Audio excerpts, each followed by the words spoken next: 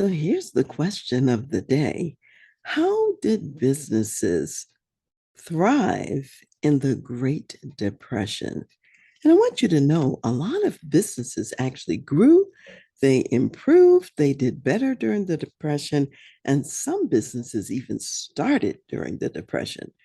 And that's an interesting phenomenon. So we want to study a little bit about what made them successful and maybe borrow a few pages from that playbook for today's time.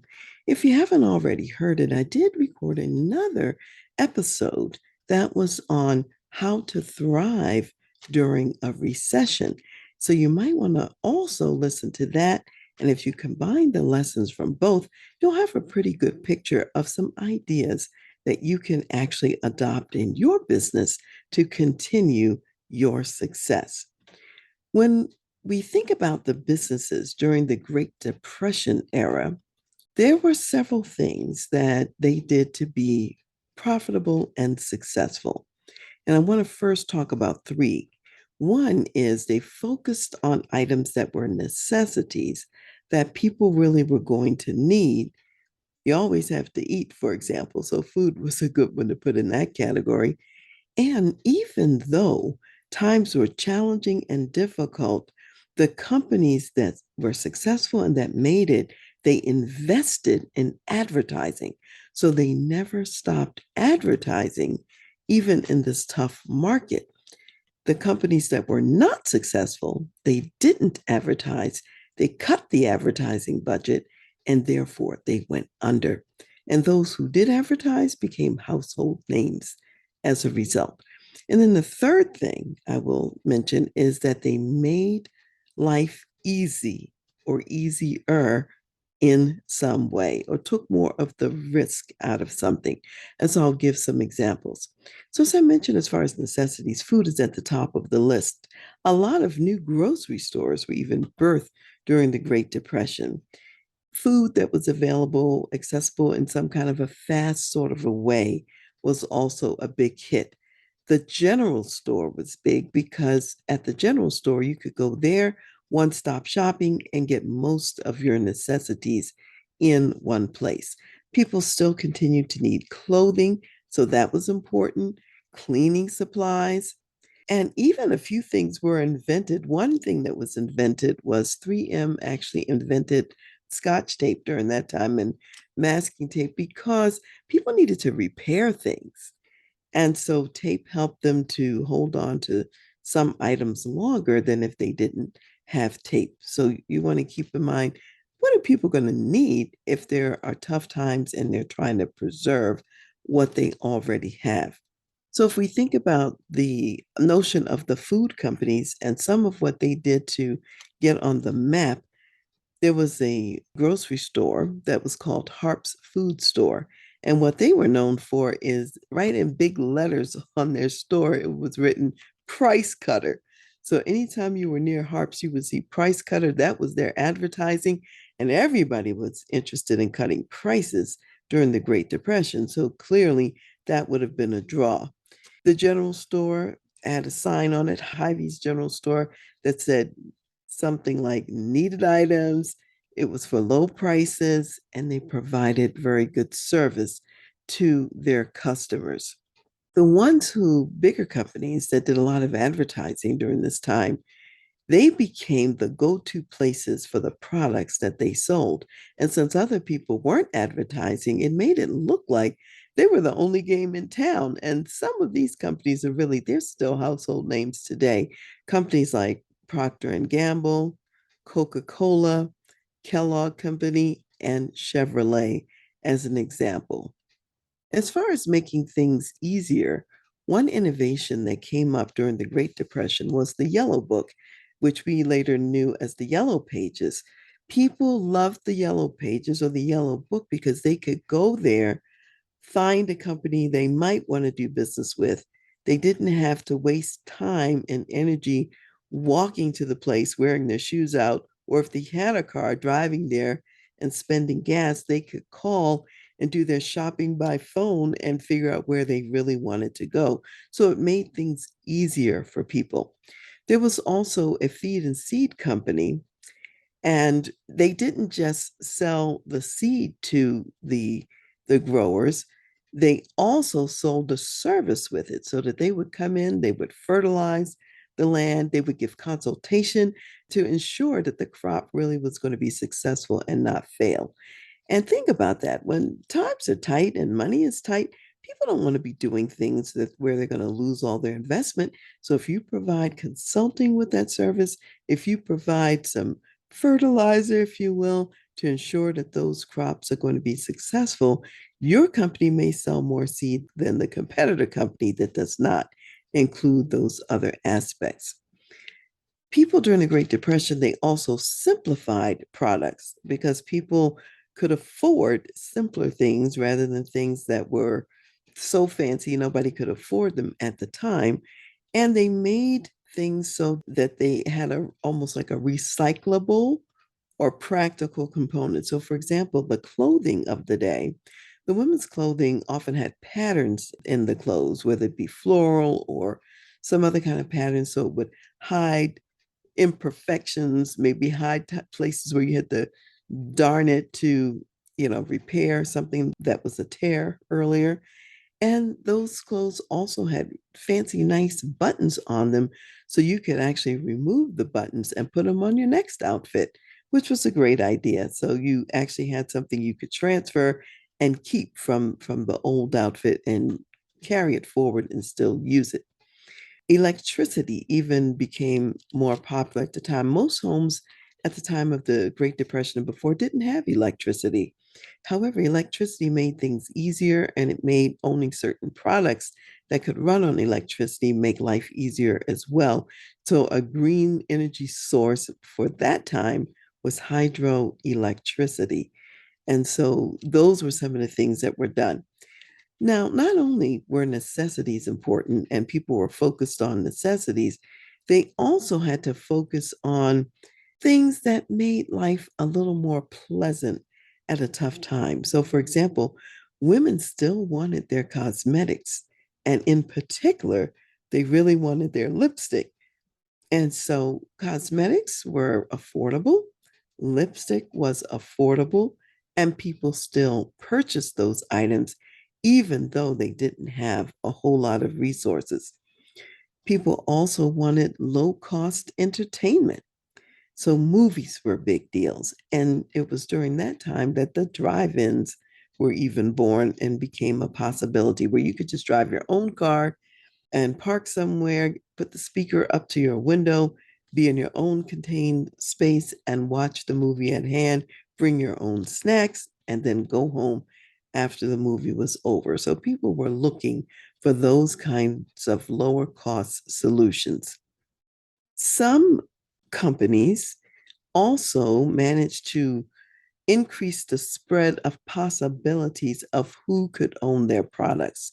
So, for example, cars were traditionally very expensive and not very many people could own their own car. However, General Motors during that time, they made a large line of cars. They decided they better make some lower cost options or they might go out of business. So they made a number of lower cost options so that they were accessible to more people and different groups. And cars made life easier too if you had one. So that was a good decision on the part of General Motors. And they also extended credit so that you had the ability to purchase a car and not need to have all the cash up front. So, again, this is providing a service that's relevant for the times and that the customer would appreciate and might need. And it really gives your customer the ability to access and own your product, kind of the same way layaway does in some places, or the extended payment plans, or paying 4 to 5 months with no interest, and other services like that that we have today. Another innovation that was really helpful during the Great Depression, and this one was particularly practiced by the banks and many of the banks that survived, was what I'll call partnerships. Now, many banks failed. And what you have to remember is back in those days, we did not have the FDIC or the government guarantee to back money that consumers had on deposit in the banks. So at the time when the Depression started, there was no such guarantee. So half the banks failed. And if a bank failed and you had money in that bank, you lost all of the money that you had deposited into the bank. And there was no recourse, there was nothing you could do. You would just have to start over from zero. And what a horrible situation and scenario. So people would become frightened at different times and they would run down to the bank and take all their money out.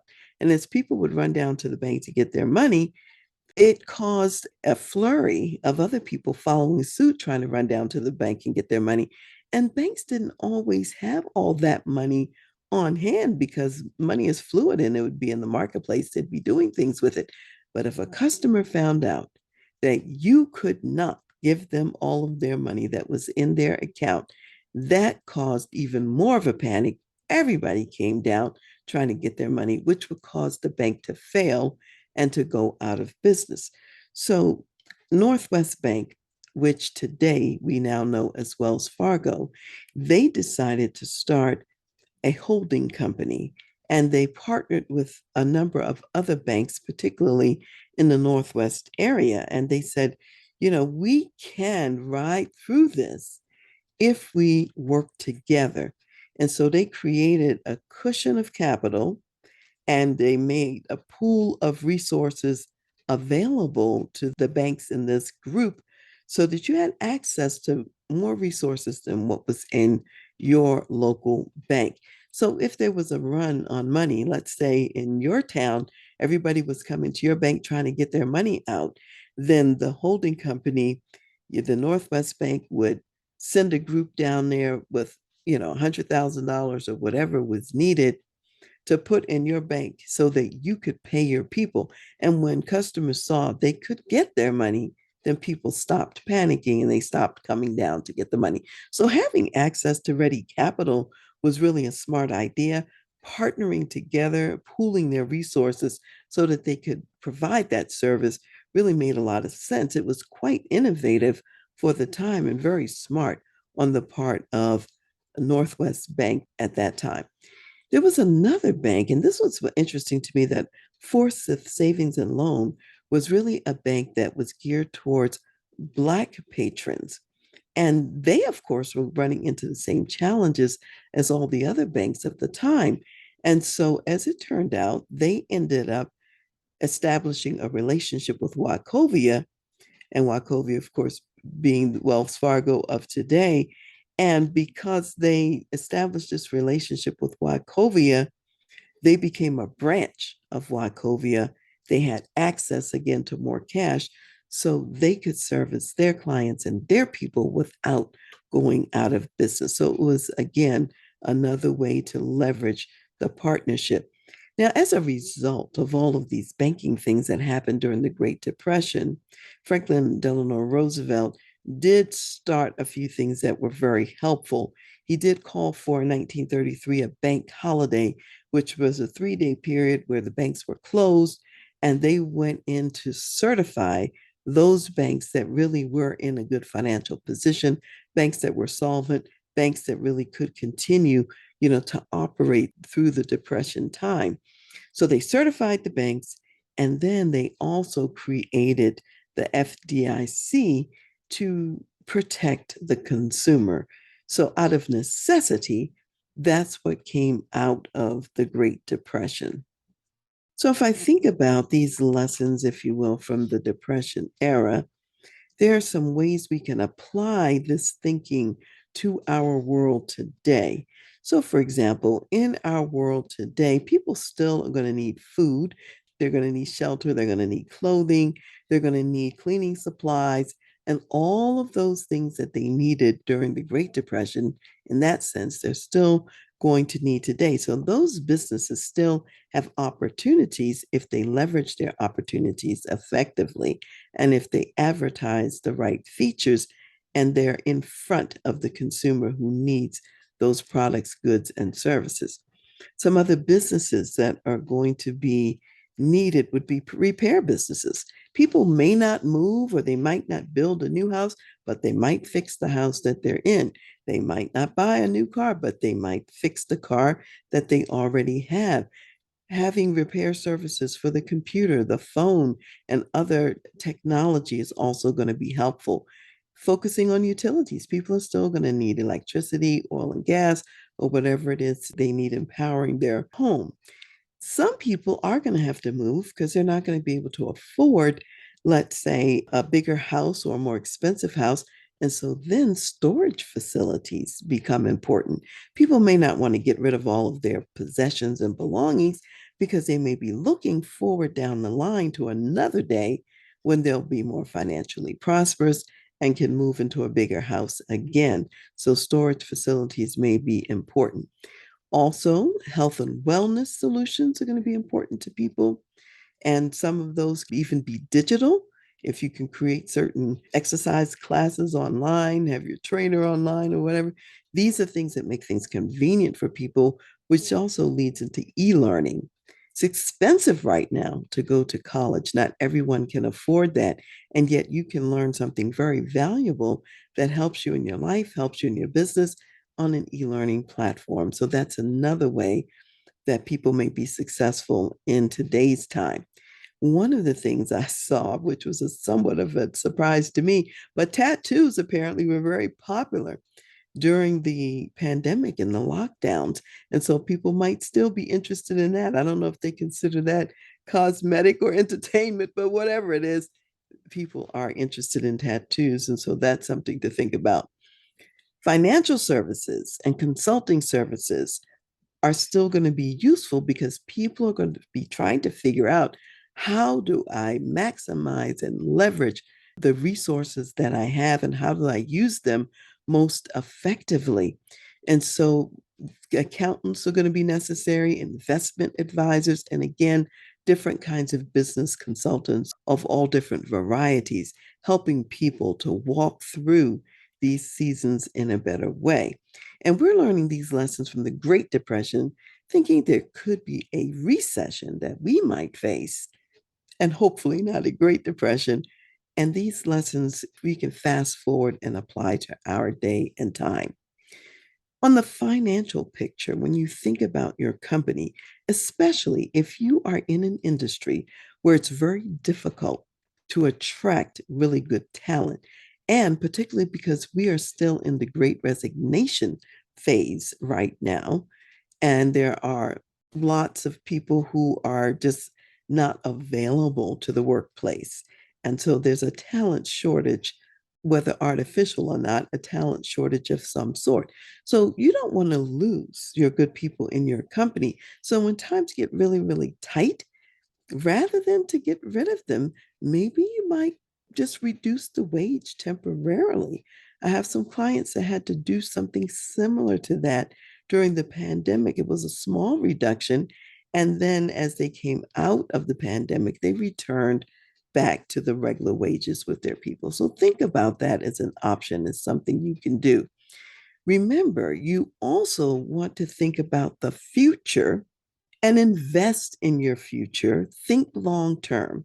And some companies that didn't do that, they didn't think about research and development. They didn't think about the future. And Ford Motor Company, unlike General Motors, did less of the future planning. And so, therefore, they had a lot more catching up to do at the end of the Great Depression, and they were behind. So, you don't want to be behind or start out behind. So, go ahead and plan ahead and invest in research and development, invest in the future. Because during a recession, and particularly a depression, money, cash money, becomes less valuable. And there's less very often that you can buy with it and do with it. And overnight, a dollar could be greatly devalued. So, in your business, if there's a way to transfer your money to hard assets that you need in the business that will still retain value, even though the dollar may go down, you may want to transfer some of that cash into the hard assets that later, when you need to sell that hard asset, You can sell it at a good market price, whereas the dollar itself may no longer be as valuable. So that's something to keep in mind. Another financial strategy to keep in mind is that some people are going to be out of work. And one of the challenges of the Great Depression was the number of people who had no jobs at all. And those people really suffered and had less opportunities. People who had work, they could still do some things, people who had work. So if we find ourselves in a season where some people don't have jobs, don't have employment, one strategy you might consider is what we know in the entrepreneurial world right now, and particularly the online world, as affiliate marketing. That means there are people out there who might promote your product, promote your service, and you pay them a percentage, a fee for bringing the business to you. So, in a sense, it's a way of thinking about having an extended sales force that's out there. So, if you've got a business and you can imagine how others might be able to promote that business on your behalf, saving you some money, you can pay them a percentage, and that's a win win as well. So, that's something to think about. So, again, as we're thinking about what the future may hold and learning lessons from the Great Depression, focus on what people are going to need, what's going to be practical for them, advertise what you are offering, put your name out there so people know that you are available and providing that product and service. And then, thirdly, make things easier for people so that the use of your product becomes a go to product because you're providing support, you're making it easy to use. And think about businesses that produce green energy or technology that facilitates ease of life in today's time. So, those are some things you can think about. And remember, people do want a few little luxuries. So, think about the cosmetics, think about the ways that you can create the clothing items if you're into that type of retail where people can transfer items and they can repurpose them and use them again some kind of way. Those are the kinds of things you want to think about. And remember, partnerships are important. You don't have to be a lone ranger or a cowboy. You may have other people in your business space. Maybe previously you thought of them as competitors that you could now partner with, have a consortium, and leverage really these strengths that all of you have collectively and that one of you might not have alone. So, those are just some strategies to think about. So, as we're closing out today, I want to remind you that in the Bible verses that we cover, Proverbs, the first chapter, verse 7 says, "But the fear of the Lord is the beginning of knowledge, but fools despise wisdom and destruction." So, you want to remember that God knows more than all of us. And we have the ability to access God and to ask for his advice and counsel. Sometimes, as we're making business decisions and we don't have God's counsel, we'll head in the wrong direction and make the wrong decision. So, you want to be wise and you want to seek counsel from the one who knows all things, who knows what's coming before it gets here, and certainly knows more than you or I. So, don't be foolish and despise that wisdom and instruction, not only from God, but from other knowledgeable people, people who have been there, done that, people who have expertise, who have experience, or just wisdom. They may be people of God that are just wise people.